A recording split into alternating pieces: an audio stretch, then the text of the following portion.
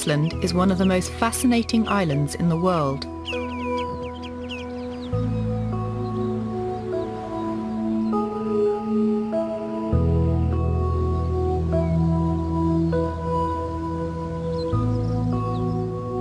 The island, in the North Atlantic Ocean, is slightly bigger than Portugal, but it has a population of only 300,000 people.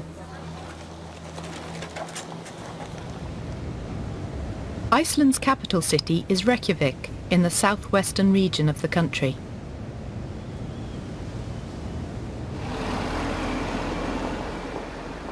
It's the biggest city in the country and the home of over half of the island's population. The first Icelandic people came from Norway in the 9th century. For many years, Iceland was part of Denmark, but it became an independent country on the 17th of June 1944. This date is now celebrated as Iceland's National Day. Iceland has a president and a prime minister.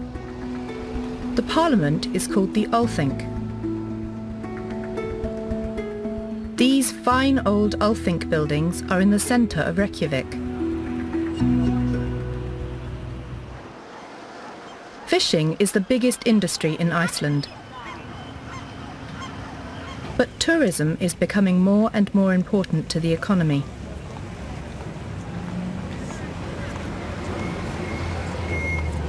Reykjavik is a charming old city, but most tourists come to see Iceland's amazing scenery. Iceland is famous for its mountains, volcanoes, and hot springs. Some of Iceland's most popular attractions are on a tourist route called the Golden Circle.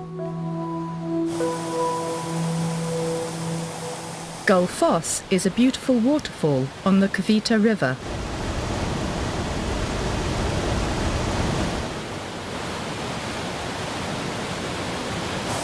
The waterfall is 32 meters high. Because Iceland's summers are quite rainy, the waterfall is more spectacular between June and September. The incredible Geysir is also in the Golden Circle.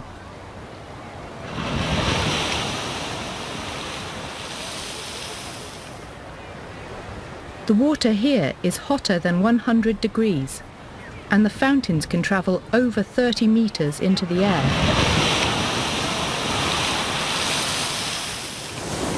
The English word geyser comes from the Icelandic language.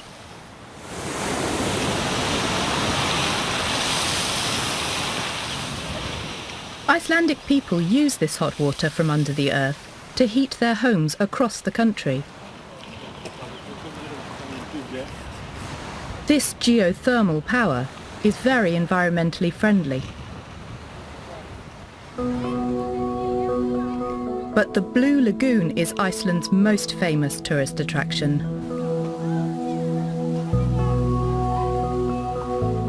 People come from all over the world to enjoy the naturally hot water and special mud.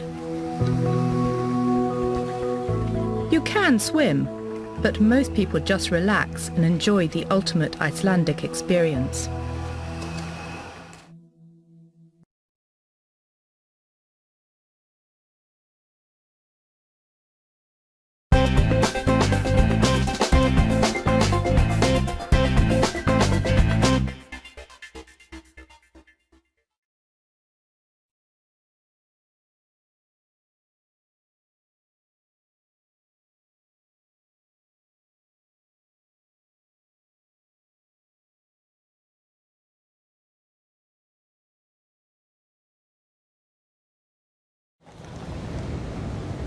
Iceland's capital city is Reykjavik, in the southwestern region of the country.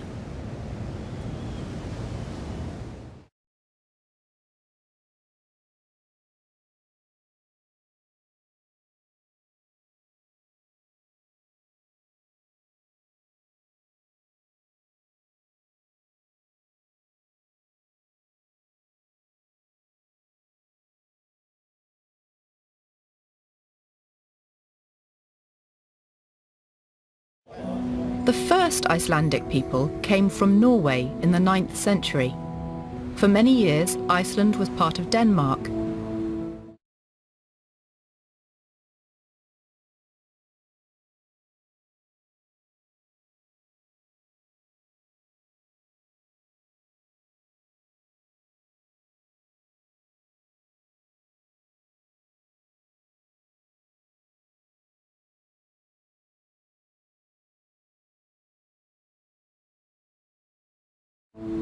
But it became an independent country on the 17th of June, 1944.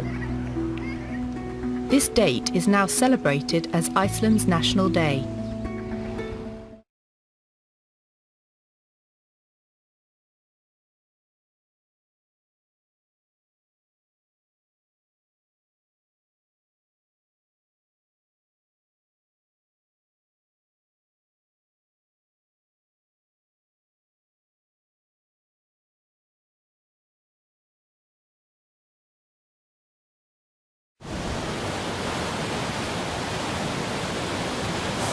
The waterfall is 32 meters high.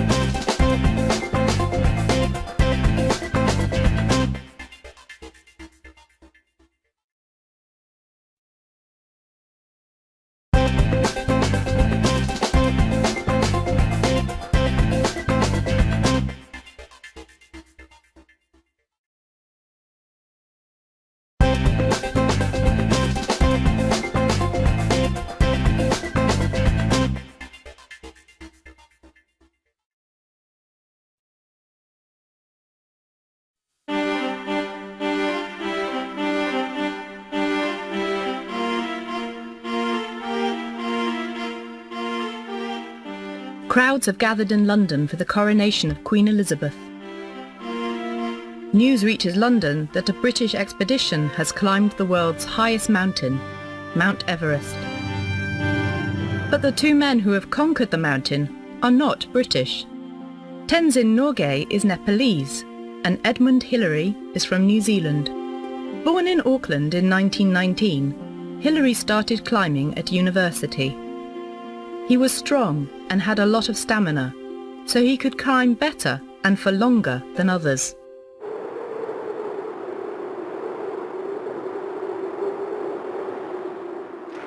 In 1953, he joined a British expedition to climb Everest.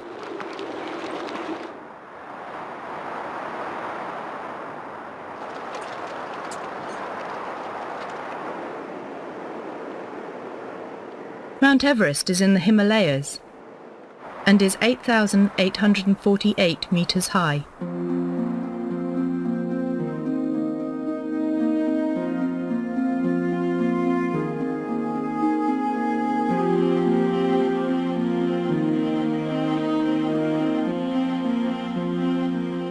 Hillary and Tenzing reach 8,500 meters high on Mount Everest and camp there overnight. The next morning, Hillary's boots are frozen, so they have to wait for 2 hours. They set off for the summit at 6:30, each carrying a 14-kilogram pack. They can only climb slowly, and they can't climb without oxygen. But by 11:30 that morning, they have reached the summit.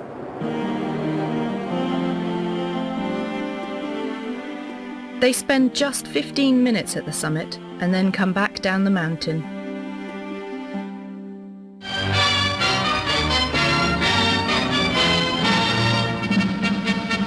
Auckland sees the end of an epic journey to and from the top of the world, and a crowd of thousands waits to welcome New Zealand's heroes. From aboard the Solent flying boat, Sir Edmund Hillary and George Lowe emerged to report all's well to the men and women who in spirit were never far behind them. When Hillary returned to New Zealand, he was a national hero. He was knighted by the Queen and became Sir Edmund Hillary. He joined other expeditions to the North and South Pole. But for the rest of his life, he returned to the Himalayas every year to build hospitals and schools for the Nepalese people.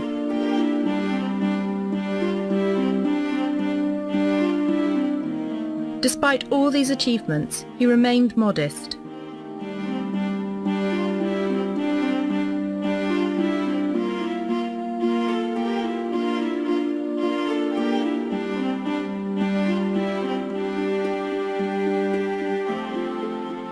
When Edmund Hillary died in Auckland on the 11th of January 2008, many countries around the world mourned him. But in New Zealand, he represents everything people admire, and he continues to inspire new generations of New Zealanders to follow their dreams.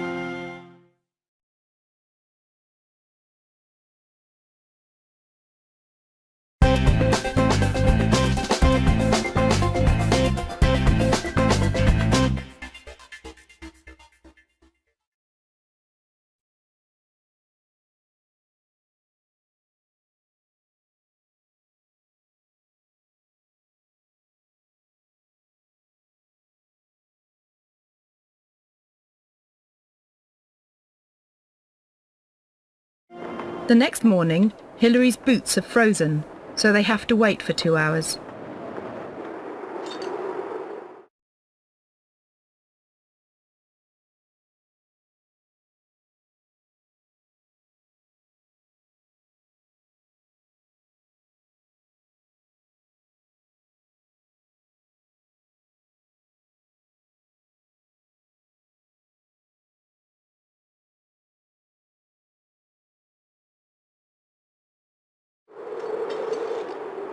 They can only climb slowly, and they can't climb without oxygen. But by 11:30 that morning, they have reached the summit.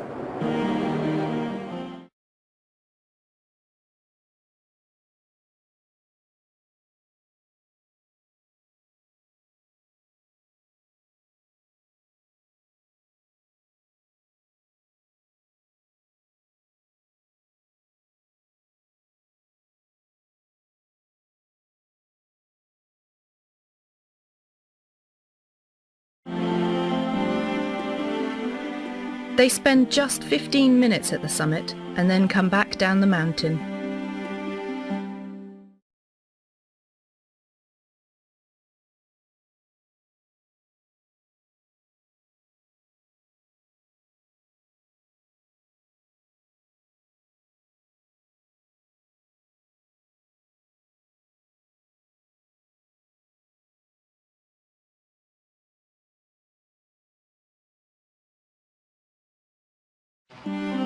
But for the rest of his life, he returned to the Himalayas every year to build hospitals and schools for the Nepalese people.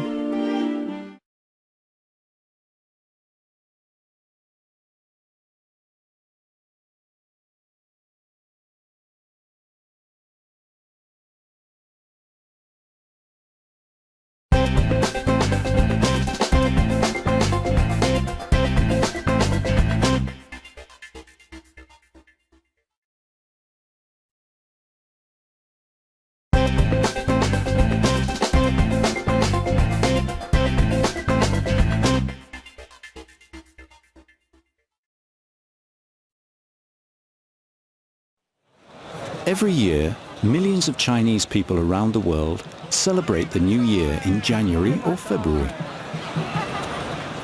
The Chinese use the lunar calendar for their festivals.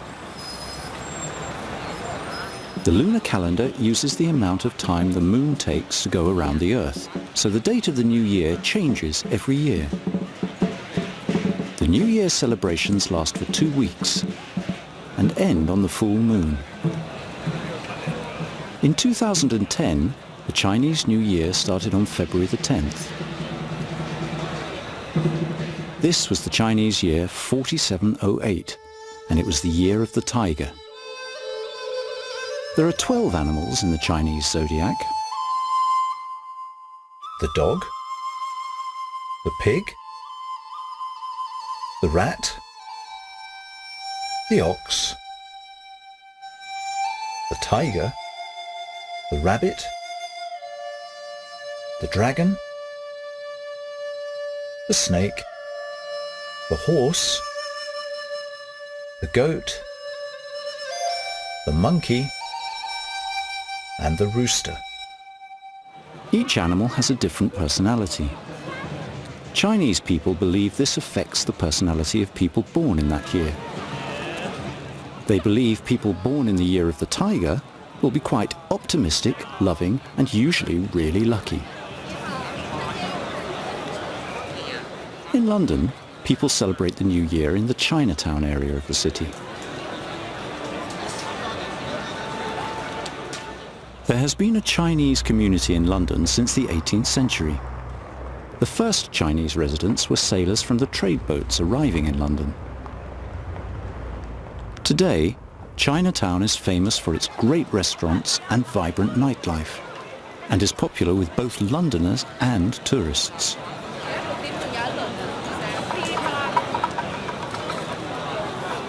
There are many ancient New Year's traditions in the Chinese community. Traditionally, people have to clean their homes before the start of the New Year. Families eat a special New Year's Eve meal, and they must decorate their homes with red for good luck. At New Year in Chinatown, visitors can try a bit of this traditional food and see the decorations. To celebrate the arrival of the Year of the Rat in 2008, there was a huge parade through the streets of Chinatown in London.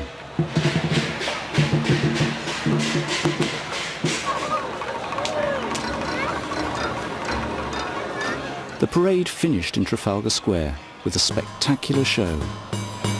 Thousands of people came to see acrobats performing the amazing lion dance.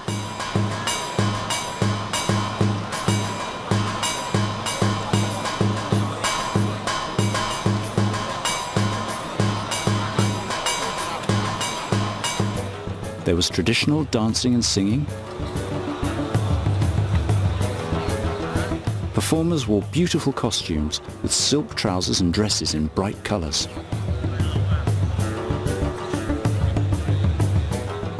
The celebrations ended with a firework display. Fireworks have been part of Chinese culture for over 2,000 years. In an ancient Chinese legend, people use fireworks at New Year to scare away a monster called Nian. Today, they are an essential part of Chinese New Year celebrations across the world.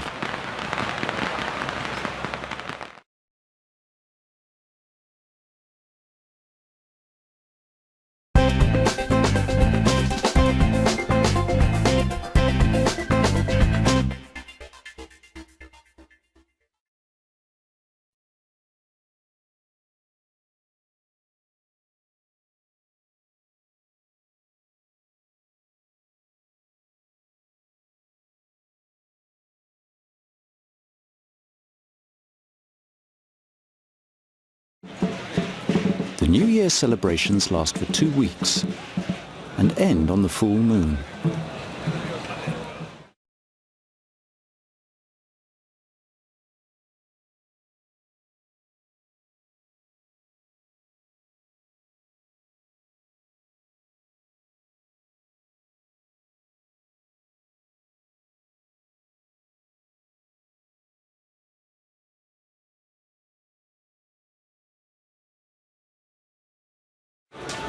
There has been a Chinese community in London since the 18th century.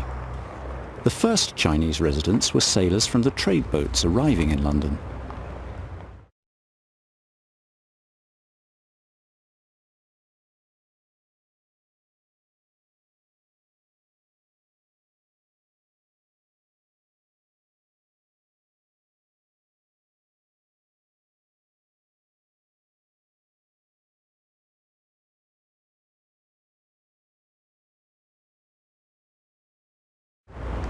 Today, Chinatown is famous for its great restaurants and vibrant nightlife, and is popular with both Londoners and tourists.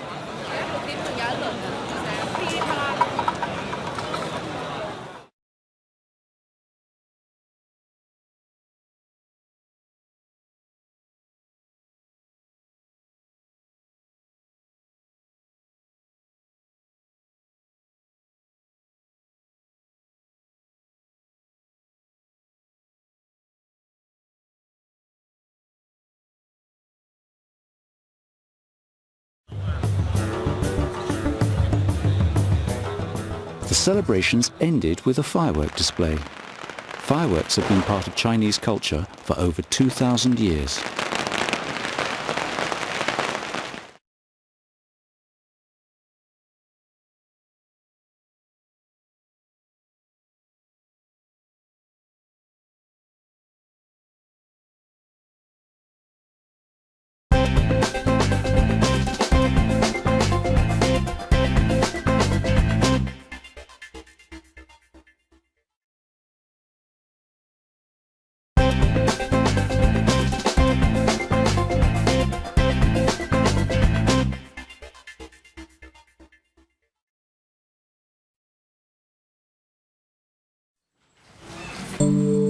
It is estimated that nearly a quarter of the world's population use the internet.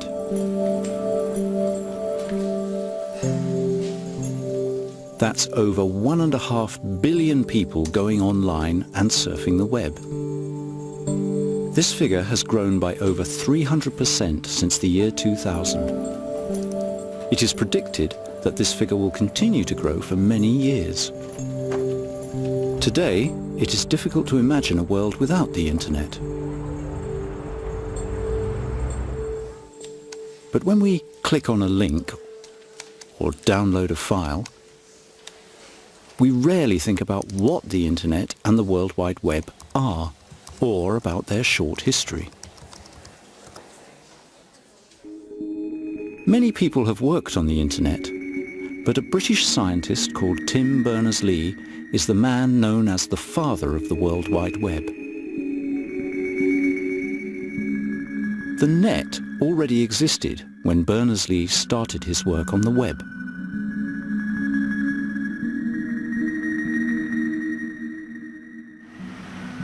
The internet is the network of computers around the world that can share information. Information is sent from one computer to another across the internet, through cables and wireless connections. This is possible because every computer has a unique address, known as an IP address. Berners-Lee is the man who designed the way we link to all the information stored on the computers on the internet. Berners-Lee comes from a family of scientists. His parents met while building one of the world's first computers in Manchester, in the UK.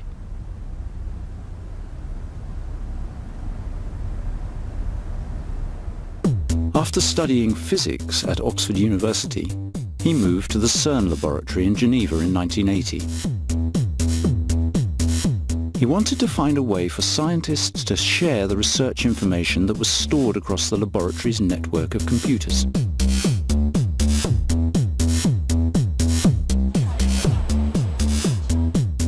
So, he invented a language called HTML, Hypertext Markup Language. When everyone uses the same language, information can be shared between all computers on a computer network. Importantly, Berners-Lee allowed everyone to use this language free of charge. The World Wide Web is all of the information that is available on the internet. Documents, music, photos, or videos. When you click on a hypertext link, you can access this information. It doesn't matter where the information is stored. Berners-Lee left CERN in 1994 to move to Boston in the United States, where he continued his work at MIT. He led the W3 Consortium, an organization which works on developing and maintaining web standards and guidelines. Queen Elizabeth II made Berners-Lee a knight in 2004, and Sir Tim Berners-Lee still continues to work with W3 and other